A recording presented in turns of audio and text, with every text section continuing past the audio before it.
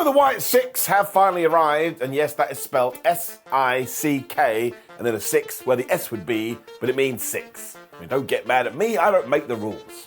Only I did. Has created quite a stir though, because some people thought their debut was totally awesome, and that would be me, whereas others are like, okay, well it was kind of interesting, but what are we going to do now? I mean, they did kill Chad Gable. Now, I'm sure Chad is actually fine, but I know what I saw, and it disturbed me. Now, the good news, according to a lot of your usual sources, including Fightful Select, is that when it comes to the Wyatt Sick6, they're going to be less spooky and more creepy, and I actually think that is a flubbing good idea. Because while I pretty much loved every single thing that Bray Wyatt did, it was a talking point when it came to his matches, because you were like, Bray, you got magic powers, why don't you use your magic powers in a fight? But of course, if you did do that, he would just win every single thing and become a super duper mega champion. And actually, on one hand, I thought that would have been pretty good, but on the other, well, wrestling always needs to have a sense of jeopardy. It's why I always thought comparing Bray to The Undertaker was a little bit unfair, because when the Dead Man did debut in 1991, he wasn't really supposed to be like some kind of magical zombie, he was just meant to be quite a literal old school Undertaker. Well, then you can walk in and say, yes, Simon, we had Paul Bearer, and Paul Bearer had the urn, and sometimes, you know, he would lift up the urn, and the Undertaker would set up. A lot of that was happening around 1994, when we had Undertaker versus Undertaker, and he died.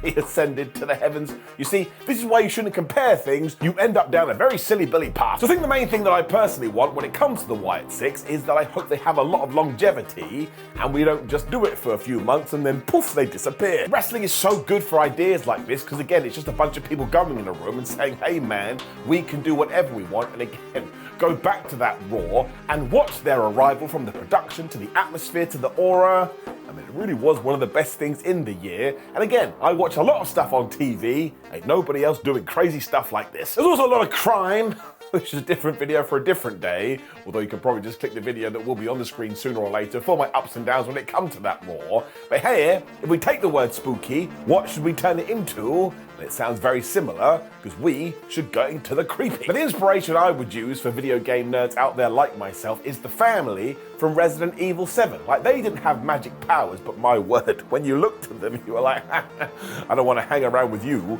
especially when you're eating dinner. And also, they were so off the rails, they would do some infighting, and even that was kind of scary. So yeah, I'd go borrow from that. You have to imagine another source of inspiration could be Five Nights at Freddy's 2, because if we do go back to their debut on Raw, if you had put that in the movie, I would have just sat there and gone, yeah, this makes all the sense in the world. It is indeed 2 + 2 = potato. So mostly it was just proper flubbed up stuff, and I think the fact they did wreck the gorilla position and took out numerous folk may actually tie into what we are going to do with these people. It kind of feels like to me, they're going to take their toe and they're going to dip it in a lot of the different waters. I kind of like that idea as well. I mean, I don't mean every single storyline, but a good few of them. And I think that's why WWE had the likes of Drew McIntyre leave the building, so he can just come back and be like, oh my gosh, what the hell happened here? But whatever the Wyatt Sick6 are going to do doesn't directly tie into his feud, I presume, with CM Punk. So with that in mind, let's go back to Chad Gable, and no, I don't think he's actually dead, but we did make sure to tell everybody, oh hi, the Alpha Academy have left the arena, so maybe they will watch the end of Raw and be like, oh man, we really let Chad get it, and because they are good people, and because they have feelings in their tum-tum, on next week's Raw, whichever Raw you want to do, they actually go back to Gable and go, feel a little bit guilty now. How can we help you? And yes, absolutely, that is Stockholm Syndrome. There's no way about it. It's when you kind of fall in love with your captor. But WWE has been a lot darker and a lot more edgy with their storylines as of late. So why not try and pull that off? And as I always tell you, if it doesn't work, well, you pick it up, you end it, and you kick it out the window. Uncle Howdy and Co can even say the reason they attacked Gable is because over the last few months, and basically throughout 2024, he has been a massive goober, so when it comes to their troop, they consider themselves judge, jury, and executioner. They can even be like a Seven Sins gimmick thingamajig where you do not cross that line, and that way they're not really good guys, and they're not really bad guys. They just look at a situation, they make a determination, and then they're gonna come and stab you right in the face. Now, I'm pretty sure I saw Gunther laying on the floor at one point, but I'm also sure that I made that up in my brain. But even if you did want to tie him into this, actually there is justification, because where is Giovanni Vinci? That's right, Imperium basically murdered him too, using some of the Steel Steps, and we haven't seen him since. So the Wyatt Sick6 can be like, look, you can't do that, man. So once again, do you know who you have to answer to now? Us. especially that crazy one in a mask. And I know the police should be getting involved here, but that's just wrestling. And look, if you do start falling on the creepy stuff, it means we don't have to have a bunch of special effects when it comes to matches. They can just be totally intimidating and have the commentators shouting, "Oh my gosh, it's mind games, I tell you." Which kind of ties into what we did do after Raw. We interviewed Jey Uso. It's like, yeah, those Fireflies. Listen, if those guys want them, they can take it back. I do not want to get mixed up with them. That doesn't make him a baby. That makes him a normal person. And yes, if you're now laughing, because you go, wait a minute. They did a Raw talk after a massacre on Raw. Yes. Yes, they did. That's sports entertainment. If you do carry on this concept across all of WWE too, they can go to Raw, they can go to SmackDown, and just look out for where injustice may be. Also, they are not allowed to obey the brand split. I will not have that. And in fact, if the Wyatt Sick6 ever get drafted, I'm going to go on the internet and I'm going to moan about it. I mean, my hands are tied. What else can I do? It doesn't have to be proper injustice either. Don't start getting into the nitty-gritty of this stuff, but it's just a way to show they have power over other superstars without, having actual power and shooting lightning bolts out their fingers.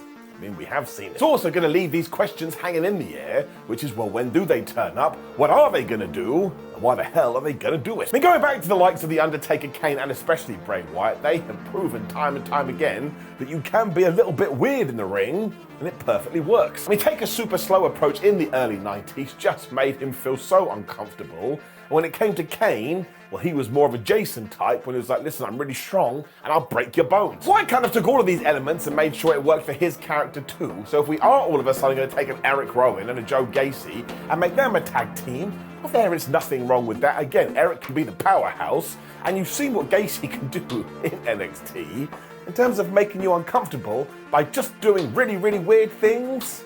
He may be the current king. And let's say they did run through a team like Angel and Garza. I love those two, but they are quite kitty cannon fodder at the moment, so I actually think that would work fine.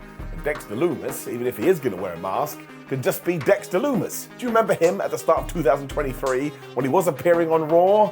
I mean, he was totally flubbed up, and he didn't really do anything, but it worked. There's also this worry that maybe one day, oh my gosh, they'll get involved in the world title scene, but who the flub cares? Like, it shouldn't happen anytime too soon, and we should make sure we do it when we need to kind of fill a void. But if you are Cody Rhodes and you are into all of professional wrestling, you should be able to figure out a way to make this click. And him trying to overcome the madness of the Wyatt Sick6 on TV, tell you, I think there's something to it. I will use The Undertaker versus Steve Austin from way back when in 1998 when it came to this. Now look, if you listen to Austin talk about this, he didn't like the match because he got knocked out early on. But I remember being a kid and being like, well, Steve is my guy. But Austin, how are you going to beat The Undertaker? Have you seen him? He's all spooky wooky and he's all terrifying and he's massive. We are totally cooked. Because yes, that was enough. And even though we are massive geek adults talking about this, sometimes you have to think about and remember the younger demographic. They were probably watching the Wyatt Sick6 like from beneath their fingers, going, oh my gosh, this is the most scary thing I've ever seen in my life. And also start shouting, oh please, for the love of everything, don't kill our American nightmare. That just works, man. I don't want to be that guy, but it just works. Ultimately, we did make a lot of mistakes, especially when it came to the Fiend, so let's hope that we learn from them. And what's more, let's say it is a Dexter Lumis, an Eric Rowan, or a Joe Gacy tag team.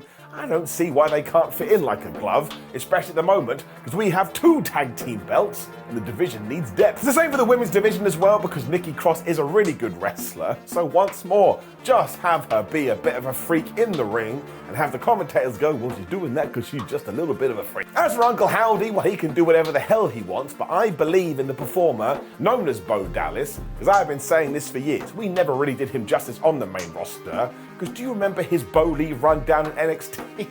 That guy was on fire. So if anyone deserves a second chance, it's him. The new WWE production style should help wonders here as well, which we've already seen. Just to sum it up personally, I would hate it if wrestling didn't touch stuff like this. It would just be such a pants way to approach wrestling, given that at its core, wrestling is a bit goofy. And so what if it doesn't work? So many people are like, oh, it's gonna be the end of days. That's an Arnold Schwarzenegger movie. All you do is draw a line under it and move on, or maybe you try again. You look at what's not working and you tweak it. If we are truly invested as well, we can update these characters as we go, because once more, go and look at The Undertaker from 1991 and compare him from The Undertaker to 1998, That is two different people. All we did was continue to add bits in there so that it did all make sense to the audience depending on the storyline. And if we could have done that 20 years ago, why can't we do it now? It's not like the Wyatt Sick should be on every show either. And in fact, I think less is more with them. Because then when you do hear that entrance music, everyone is going to be like Big E and be like, oh, here we go. It also gives you more time about how you should utilize them because you can take a step back.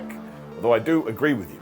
Adam Pearce and Nick Aldis, I suppose, should be absolutely ashamed with themselves because they saw the QR codes, they heard the warnings, and they did absolutely nothing about it. And now a bunch of people are dead. I really do have a feeling that WWE is going to address all of this stuff, though. And at the end of the day, because wrestling is 365 days a year, I just want to enjoy it sometimes from beat to beat to beat and be like, well, I got to tune into the next show because what the flub are they going to do? And that's exactly how I feel about the Wyatt Six. They are not on my wrist. Now, of course, I know you have a bunch of opinions, so please do let me know in the comments below if you love it, if you hate it, if you're neutral on it, all is okay, because again, opinions make the world go round. Before you like the video, share the video and subscribe. And there is the ups and downs video when I talked about this live or reacted to it. Check it out. Otherwise, thank you very much for joining, my friends, and make sure you have a terrific day. And why don't we sit down at the end of 2024 and reconvene and see what we did with the Wyatt Six? Sounds good? Shake your hand. Goodbye.